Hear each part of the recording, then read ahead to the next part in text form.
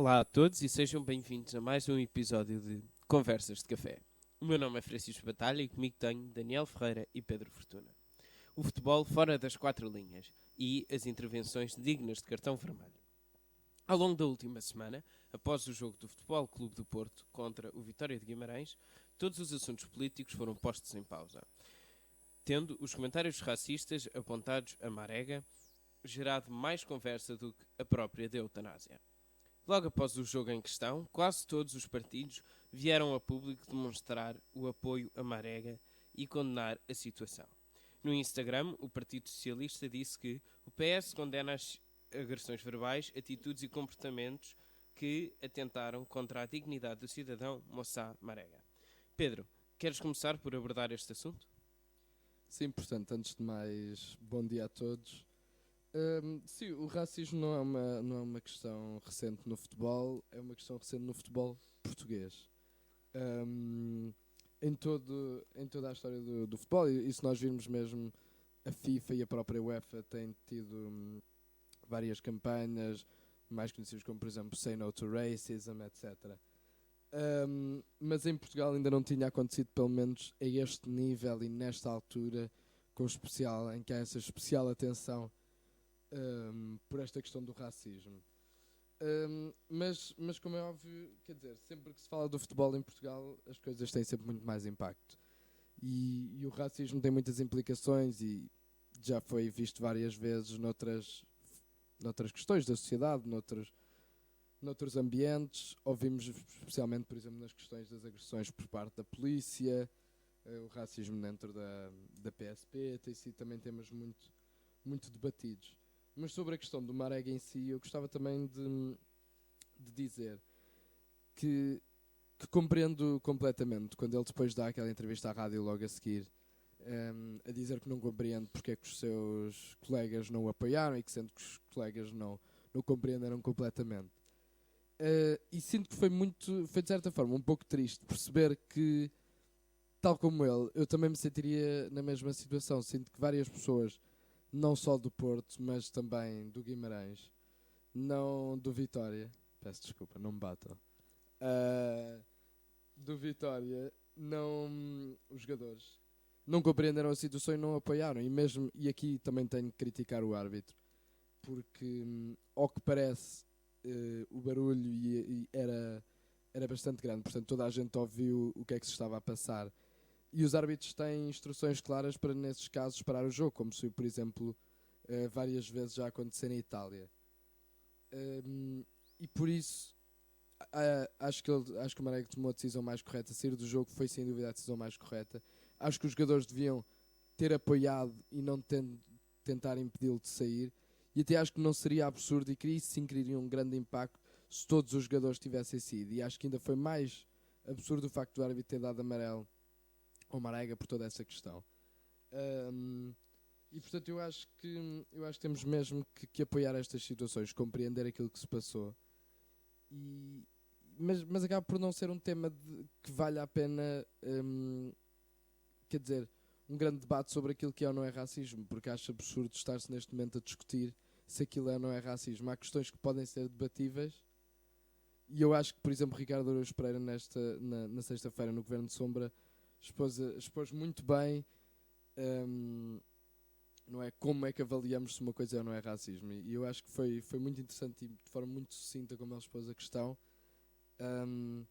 E a ideia dele é, quando fazemos alguma coisa e nos questionamos, ou quando vemos alguma coisa e questionamos se essa mesma coisa, se essa mesma ação, se essa mesma expressão, se essa mesma, seja o que for, é ou não é racista, perguntemos-nos, façamos este exercício que é: eu faria isto a um branco?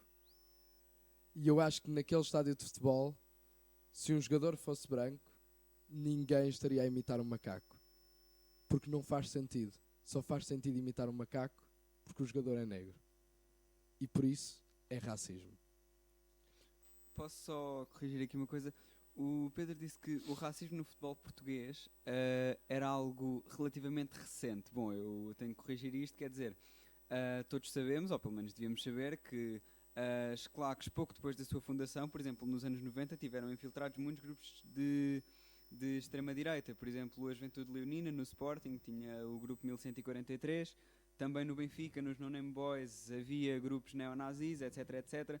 E houve muitos jogadores que chegaram a ouvir esses insultos, embora isso seja uma coisa que recentemente já não se ouvia muito. Houve uma altura, por exemplo, um jogador do Sporting que era o Atará, até pela forma de dizer o seu nome, sofria algumas vezes assim semelhanças Não, com e é verdade, até mais recentemente numa candidatura às velas, eu agora não me lembro o nome do senhor. Mas, Mário Machado. exatamente. Ele não vem aqui bater-nos, podes dizer. Tenho sempre medo destas coisas. Não, mas não pronto. Por exemplo, o Mário Machado, exatamente, candidatou-se há muito pouco tempo para a liderança, não sei que raio de carga que eles têm, mas das velas. Portanto, sim, sem dúvida continua presente.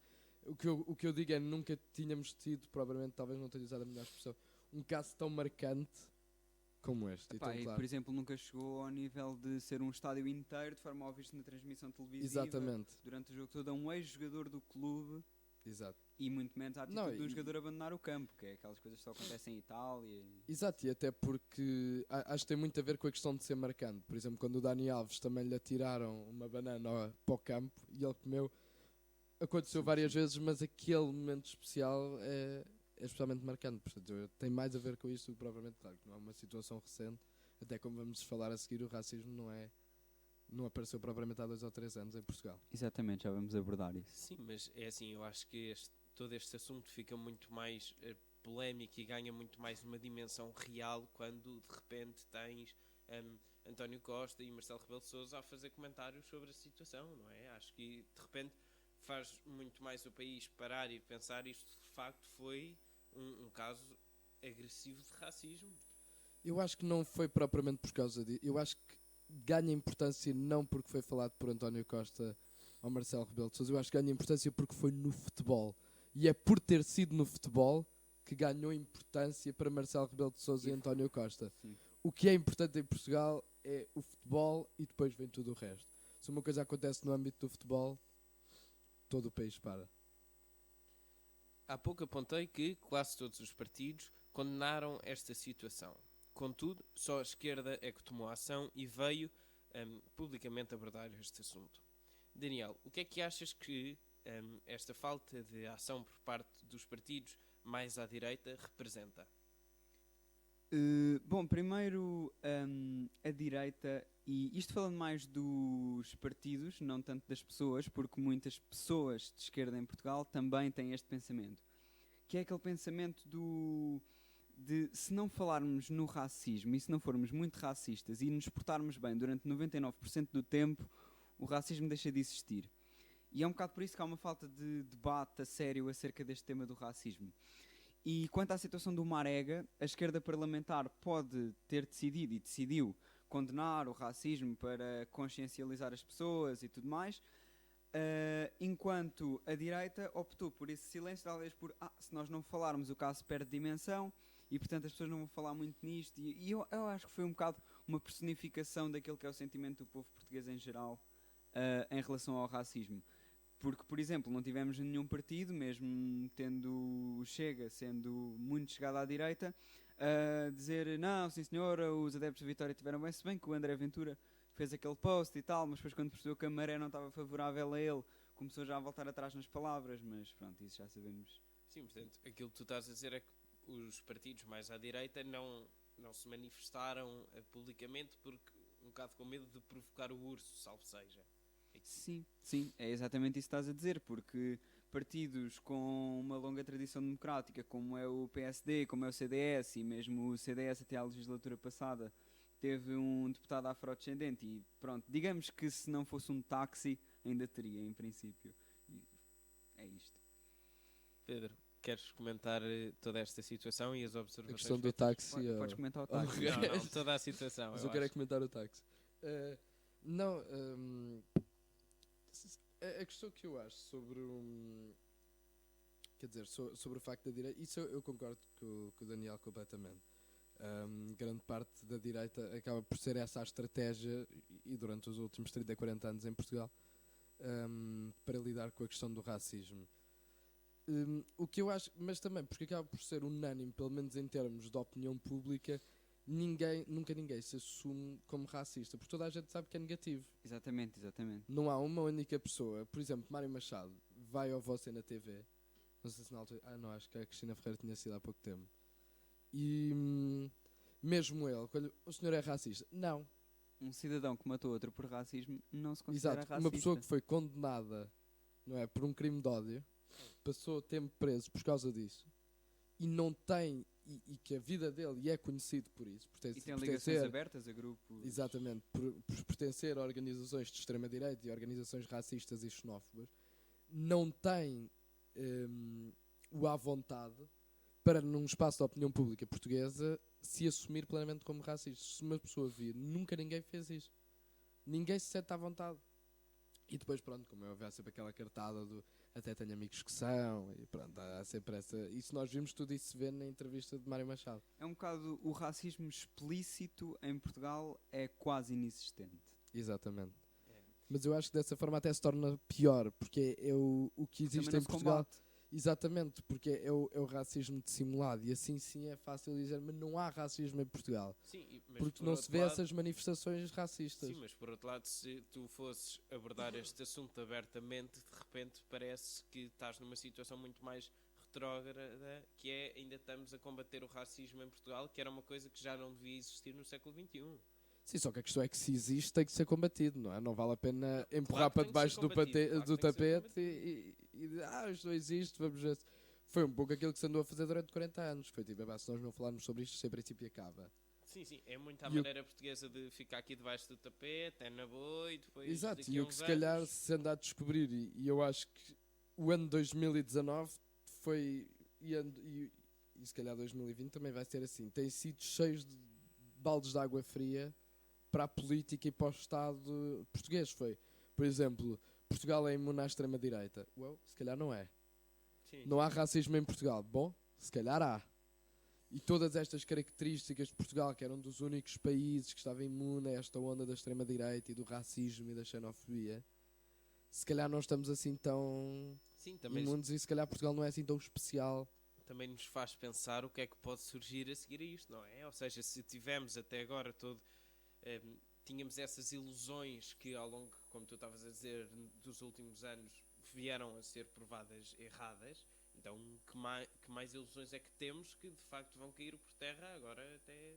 Sim, sem dúvida, Até o final mas do isso se calhar é melhor, uma pergunta melhor para o cientista político, não é? Daniel Ferreira, Daniel, Politólogo. Que é o- para ser exato. Qual era a pergunta, perdão? que eu, É assim, há muitos assuntos que nós considerávamos que não afetavam Portugal, como a Sim, sim, extrema-direita sim. e o racismo e não sei o quê. E esses assuntos têm vindo cada vez mais ao de cima, ultimamente, e portanto, a questão é, achas que existem muitos desses assuntos que podem voltar, que podem surgir agora em Portugal, assuntos que nós achávamos que estávamos imunes e de repente nos vão apanhar assim um bocado desprevenidos? Eu acho que sim. E acho que há aqui uma coisa que é muito importante salientar, que é, depois dos acontecimentos trágicos da Segunda Guerra Mundial, depois de tudo aquilo que aconteceu por causa das forças nazis e fascistas e etc., houve países, e talvez o caso mais notório seja a Alemanha, que passaram por um processo de desnazificação, tanto os ocidentais como os orientais. E Portugal não passou por esse processo, porque Portugal continua com o mesmo regime. O regime ficou, digamos, mais soft, tirou poder à Legião Portuguesa, ficou mais perto das forças conservadoras do que das forças fascistas e etc. Mas nunca houve, assim, um choque com a população para acabar com o racismo, para acabar com esses valores que existiam. Sim, acabaram por um bocado pôr o tapete por cima e deixar que a coisa morresse aos poucos e foi Exatamente. um bocado assim, feita às três pancadas. E por isso é que, por exemplo, um partido que, digamos, está a começar a pertencer ao mainstream ou que está a entrar no Parlamento, como é o Chega, a ter uma saudação nazi durante um congresso, é algo que é falado no Twitter pelas pessoas indignadas durante uma semana. Com o Vox em Espanha acontece a mesma coisa. E, por exemplo, na Alemanha não passa pela cabeça de dirigentes da AfD, que é o partido de extrema-direita, ter pessoas a fazer saudações nazis em frente ao líder.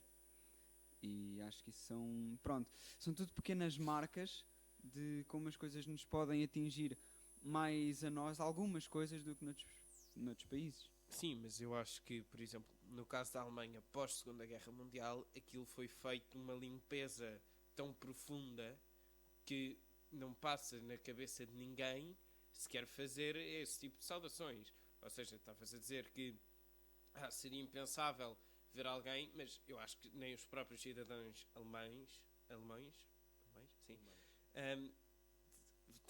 têm essas ideias, estás a perceber? Ou seja, foi feita uma limpeza tal, que era aquilo que estavas a dizer, foi o oposto Há do que pequenos aconteceu. grupos, mas enfim. Sim, pronto, mas esses pequenos grupos são quase que inevitáveis, não é? Porque existem sempre pessoas que estão descontentes com a sociedade e, portanto, isso é quase que inevitável. Sim. Portanto, E gostava também de introduzir aqui uma explicação. Pronto, isto é mais um bocado o politólogo a falar, como pediu há bocado o nosso amigo Pedro Fortuna. Quanto ao crescimento dos partidos de extrema-direita. O que é que acontece? Desde os anos 90, os anos 2000, os partidos à esquerda dos socialistas começaram a entrar em apoios aos governos, a apoiar governos de esquerda. Por exemplo, com uma lógica de não estarem cá os socialistas e estar cá à direita vai ser pior, portanto nós vamos apoiar os socialistas. E os descontentes passam a ser da direita. E então essas forças acabam por crescer. E cá em Portugal, esta ascensão da extrema-direita surge precisamente na altura em que os dois partidos da esquerda, neste caso o Bloco e os partidos que compõem a coligação da CDU, começam a apoiar, bom, agora não é bem apoiar, abstêm-se, etc., um governo do PS. Eu acho que isto é muito curioso. O deputado do Chega, André Ventura, diz que não há racismo estrutural na sociedade portuguesa. Contudo, menos de uma hora após os acontecimentos, através das redes sociais, veio dizer que isto era fruto do síndrome Joacine. Pedro, o que tens a dizer sobre as observações feitas pelo deputado André Ventura? Bom, primeiro eu não sei exatamente qual é o problema, qual é a questão de André Ventura. Parece que tem um problema, uma grande obsessão com a deputada Joacine Catar Moreira, que eu de todo não compreendo neste momento. Quer dizer, estamos a falar de uma deputada não filiada, que tem neste momento pouco ou nenhuma voz, porque como não representa nenhum partido político português, perdeu muitos dos seus direitos e privilégios, em termos especialmente de tempo de antena no Parlamento.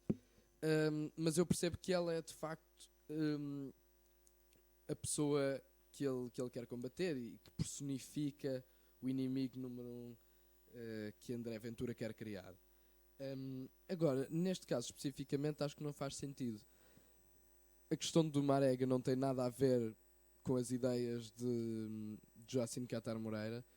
O racismo no futebol é uma questão, é um fenómeno global, não tem nada, e é um fenómeno muito mais antigo, como nós estávamos a falar há bocado, do que propriamente. É um fenómeno que não tem 3 meses ou 6 meses. Não é por causa de Joacine Catar Moreira que agora de repente se começou a falar de racismo em Portugal, ou que o racismo começou a aparecer em cada esquina em Portugal e no mundo. E até, quer dizer, até porque se fosse esse o caso, o livro deveria estar contentíssimo, porque queria dizer que tinha um poder na comunicação social fantástico. Tudo o que falavam agora era notícia, o que não é de todo verdade. Mas eu acho que é principalmente isso. Eu não compreendo porque continuar a atacar e a utilizar o exemplo daquela pessoa particularmente, que neste momento, quando fazia parte do livro, eu compreendia. Porquê, Pedro? Porquê que será que ele ataca Joacine Catar Moreira? Será por características particulares dela? Bom, eu primeiro não queria ir por aí, não queria criticar a senhora, dizer que o homem é claramente racista só por causa disso. Mas pronto. Mas é verdade. Construindo em cima dessa observação, durante a entrevista à TVI, André Ventura declara-se que diz que não é fascista, diz que não é racista, que é altamente contra o racismo, e depois usa estes temas como o síndrome Joacine. Daniel, observações sobre... Sim, eu primeiro tenho uma observação clara a fazer, que é o facto do André Ventura ser a representação perfeita e a prova em como existe racismo estrutural em Portugal. Que é a pessoa que diz, não existe racismo estrutural em Portugal, mas depois defende tudo, todas as, digamos, representações na vida real do que é esse racismo estrutural. Ele até usou eu sou insuspeito, já festejei golos de muitos jogadores negros. Quer dizer, essa ainda é pior que aquela de eu tenho um amigo que é, ou que deixa de ser. Mas os populistas, os políticos populistas, isto não interessa se são de esquerda ou de direita, tentam e têm sempre de encontrar um inimigo. Esse inimigo ou é a União Europeia, ou são os refugiados, ou é um partido oposto a nós, ou é o Jorge Soros, enfim. Arranjam uma infinidade de inimigos e dizem, ok, esta pessoa é um adversário a combater, portanto votem em mim. E no caso do André Ventura, especialmente tendo entrado no Parlamento com a mesma força e, ao mesmo tempo, do que a Joacine Catar Moreira, que na altura ainda representava o LIVRE, ele vai utilizar a deputada e vai utilizar as ideias dela e tudo o que ela fizer ou disser de errado para arranjar ali um inimigo e para dizer, ok, isto da Joacine é gigante, tem muita força, é um movimento enorme, nós temos de combater isto e, portanto, votem em mim. E ele vai usar isso como, digamos, combustível para crescer. Não, e o que eu acho também é uma questão muito interessante é que, de certa forma, e agora pronto, mesmo pondo a questão da Joacine, e isto acaba por se ver, e acaba por ser muito interessante, porque vemos isto agora nestes últimos 2, 3 meses, mas especialmente até quando foi as legislativas. Vemos de certa forma um grande aproximar, até porque o LIVRE e o Chega tiveram votações bastante semelhantes, provavelmente se fosse agora não teriam, mas independentemente disso, na altura tiveram. E são dois partidos que representam opostos completos, e por isso eu percebo a ideia do inimigo e etc. Mas estamos a falar de um partido que, independentemente de Joacine Catar Moreira defender completamente o programa do LIVRE, etc., não entrando diretamente por aí, mas é um partido feminista que usa isso como bandeira, antirracista que usa isso como bandeira, completamente a favor dos direitos, um grande defensor dos direitos LGBT que usa isso como bandeira, e portanto estamos a falar do ponto de vista social, não económico, mas social, de um partido muito próximo do Bloco de Esquerda e até muitas vezes mais à frente até, ou mais extremista se quisermos, do que o Bloco de Esquerda em determinadas questões. Agora, claro, Eu não diria isso, do eu ponto de diria vista mais... económico, eu diria isso. Eu diria mais que usa essas bandeiras mais do que o Bloco de Esquerda. Não diria que é mais radical. Aliás, Quer em dizer, quê? Não, por exemplo, se nós virmos... Também é preciso perceber que o Bloco de Esquerda é um partido maior e, portanto, tem mais pessoas. E, portanto, agora eu poderia dizer que há pessoas no Bloco de Esquerda mais que não sei o quê. E pronto, isso é como tudo na vida. Sim, sim, sim. Agora, se nós analisarmos, quer dizer, aquilo que será a linha comum e a linha mais, no fundo, no meio, que une toda a gente, tanto do LIVRE como do Bloco de Esquerda, se nós nos focarmos pura e simplesmente em questões sociais, deixarmos a economia de parte, porque isso aí, pronto, é outras matérias, vemos um foco muito maior e pessoas a dar muito mais importância a estas questões, como por exemplo, mais uma vez, a defesa dos direitos LGBT, por exemplo, a questão portanto, relacionado com a xenofobia, com o antirracismo, e aqui também introduzindo a questão da lei da nacionalidade. Quando falamos, por exemplo, mais uma vez a questão da eutanásia, são dois partidos muito próximos, porque, tal como isso, e quando falámos, por exemplo, da eutanásia, teria sido o Bloco de Esquerda e o LIVRE que falaram, e a Iniciativa Liberal já agora, que falaram sobre a eutanásia nos seus programas eleitorais. Eu, por isso, simplesmente acho que não há, voltando agora a falar sobre a questão do André Ventura, não acho que faça muito sentido usar Joacine Catar Moreira como alvo. Primeiro porque ela provavelmente irá desaparecer muito rapidamente durante os próximos meses, anos. Ela não Ele ainda tem umas eleições onde pode aumentar o grupo parlamentar. Sim, claro que sim. Agora, a questão é, ainda tem as eleições presidenciais, que ao que parece, neste momento, saíram agora umas sondagens, e está em segundo atrás de Marcelo Rebelo de Sousa e à frente, por exemplo, de Ana Gomes, o que é bastante impressionante. Sentir que seriam dois candidatos presidenciais da direita e a esquerda não teria um único candidato presidencial. Mas Quer quem dizer, é que a pelo menos esquerda tem relevante. presidenciável? Eu diria que já que vamos por André Ventura, já que vamos por um populista de direita, também podemos ir por uma populista de esquerda com Ana Gomes. Bem, mas eu acho que o tema das eleições presidenciais será para ser abordado num outro episódio, considerando que nos estamos agora aqui a desviar um bocado do assunto que era o racismo. Sim, mas estávamos a falar Daqui a bocado estamos a analisar a presidência do Marcelo. Não, mas falando, então pronto, voltando à questão do André Ventura, acho que e isso pronto, quer dizer, são coisas que todos concordamos, só não acho é que faça qualquer tipo de sentido usar, ou acho, pronto, de um ponto de vista meramente de estratégia política, usar Joacim Catar Moreira, porque primeiro eu não acho que haja assim tanta gente que o odeie assim tanto, e normalmente tu vais buscar... Olha que há. Eu não acho que haja assim tanta gente. Eu acho que tu podes não concordar com o que ela diz. E se chegarmos aí, ok, uma grande maioria provavelmente não concorda com o que ela diz e com a forma como ela geriu a situação.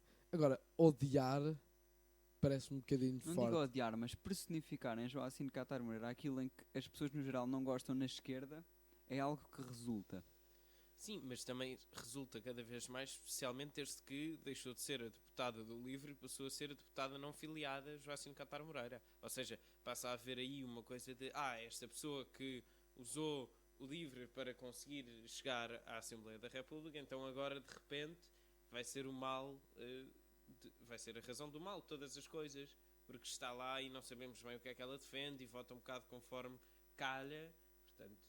Sim, depois podem também começar a usar o argumento do porque esta gente, quem é que é a gente? Pois isso, as pessoas é que... Sim, só Sim, que eu mas acho é sempre implícito. Sim, mas eu acho que Joacim, por exemplo, nesse caso, e se vamos falar de mal, quer dizer, a única coisa que ela personifica será o feminismo, o antirracismo e é literalmente basicamente isso, porque é a única coisa que tu vais criticar dela defender excessivamente sobre esses dois tipos de ideias. E se nós analisarmos, por exemplo, o tipo de pessoas que votam em André Ventura, e estava aqui a ler um artigo no outro dia sobre isso, estamos a falar de pessoas instruídas, acima dos 40 anos, que vivem, pronto, como é óbvio, nas áreas metropolitanas, mas que apesar de terem o 12º ano e alguns deles licenciaturas, acabaram por nunca conseguir atingir um emprego assim tão bem remunerado. E tudo isso faz Mas todo o isso é sentido. descontentamento com o sistema. Exatamente, faz todo o sentido se analisarmos isto. Agora, se nós analisarmos aquilo que é, por exemplo, um apoiante do livro, as pessoas que estão contra André Ventura, estamos a falar, por exemplo, o facto dele, ao criticar em Joacim Catar Moreira, que é basicamente o racismo e o feminismo, mas são duas pessoas que nunca irão votar nele, portanto isso eu compreendo. Ele não está a perder propriamente eleitorado, mas eu também não considero que ele vai ganhar muito, especialmente, e isso ele tem-se afastado muito, na questão do feminismo, porque enquanto no racismo ainda há alguma questão, e eu acho que todos nós temos que analisar muito bem como é que vamos gerir e combater o racismo, mas em termos do feminismo, eu acho que ninguém, quer dizer, tem dúvidas sobre a questão da igualdade dos direitos das mulheres e etc. Eu acho que ninguém consegue propriamente ganhar capital político combatendo o feminismo. Portanto, parece-me que ele está a restringir muito, com Joacim Catar Moreira, as coisas que pode atacar. Só em 2 minutos, antes de acabarmos, como é que combateriam esta questão do racismo em Portugal? É assim, eu acho que é complicado. Eu acho que é complicado porque lá está, esse racismo explícito não está tão presente no nosso país, mas acho que deve ser um trabalho de base feito através das escolas, feito através dos parlamentos, feito através das autarquias, para a inclusão e etc. Deve-se consciencializar as pessoas e deve-se trabalhar especialmente com os miúdos desde novos. Não, é um bocado aquela coisa que eu costumo dizer, pronto, e quem me conhece sabe, hoje em dia, especialmente em Portugal, não basta não ser racista, é preciso ser antirracista. E eu acho que deve passar muito por aí, por pôr na cabeça dos miúdos desde novos que os preconceitos são errados, etc. Se bem que quando nós saímos, por exemplo, da escola primária, muitos de nós, ou diria quase a totalidade das pessoas, não é racista e muitos de nós têm a percepção que o racismo nem sequer existe. E à medida que vamos experienciando situações e fenómenos ao longo da nossa vida, é que nos vamos apercebendo do que é a realidade e alguns de nós acabam por adotar esses preconceitos, quer queiram, quer não. Pedro, a mesma pergunta. Sim, quer dizer, eu concordo plenamente com o Daniel. Eu acho que do ponto de vista, portanto, legislativo, de criar leis para combater o racismo e etc., eu acho que a questão não está aí. que na lei já somos todos iguais, não é? Exatamente, não há grandes coisas para fazer, já há associações, já há instituições, entidades que tratam desse tipo de situações, ao qual remetes esse tipo de casos, que analisam esse tipo de casos. Portanto, eu acho que, de um ponto de vista teórico e legal, não há grande coisa que se possa fazer. Agora, eu compreendo e concordo plenamente com o Daniel, que tem que começar nas escolas e tem que começar na consciencialização da sociedade e na confiança em todos nós que no fundo temos as mesmas opiniões, que somos todos, como o Daniel disse, antirracistas. Não só começar nas escolas, mas entre todos nós também, criarmos essa ideia de que estamos todos no mesmo barco e a remar para o mesmo lado. E depois só uma nota final. E o que também não ajuda é essa ideia de não dá. Mas, Consciencialização. exatamente. Essa ideia. Portanto, é a questão da polícia. E tem havido muitos casos em que se questiona se existe ou não racismo na polícia. E eu acho que o problema, para o argumento que eu estou a tentar fazer, não é propriamente se há ou não há racismo dentro de, pronto, por exemplo, a PSP e a GNR.